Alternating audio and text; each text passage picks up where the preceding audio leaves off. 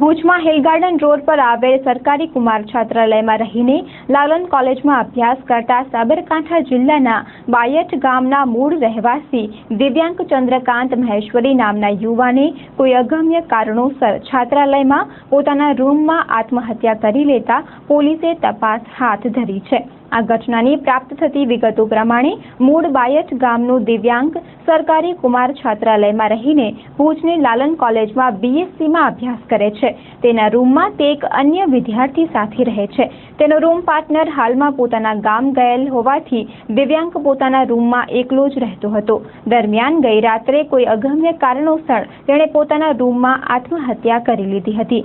હોસ્ટેલના અન્ય વિદ્યાર્થીઓએ મોબાઈલના ચાર્જર માટે તેનો રૂમ ખોલતા તેમને આ ઘટનાની જાણ થયેલ હતી।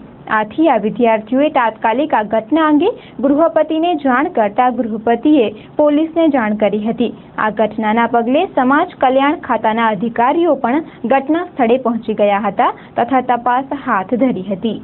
એફઆઈ બીએસસીમાં અભ્યાસ કરતા હતા, જે પાસ પણ થયેલ છે। મેં સવારે જ્યારે કલર કામવાળા ભાઈએ મને કીધું મજૂરે કે બધી રૂમો જોડવાની છે, કલર કરવાની છે, તો હું દરવાજો ખોલવા ગયો તો અંદરથી બંધ હતો। એટલે મેં કીધું રાતો મોડે સુધી અભ્યાસ કરતા હોય તો કદાચ આરામ કરતા હોય, ઘણા છોકરા મોડેથી ઉઠતા હોય। દરવાજો બંધ હતો એટલે પછી મેં સૂતા હશે, મોડે ઉઠે તો 11-12 વાગે શું ઉઠતા હોય છોકરાઓ। રૂમ તો બંધ જ હતી, રૂમ આપણે ખોલી જ નથી। ખુલ્યો તો હું બહુ માડી હતો એટલે છોકરાઓ બીજા કોઈ લોકો ખોલેલો। રૂમમાં જ્યાં ત્યારે પંખા પર લાશ લટકતી હતી।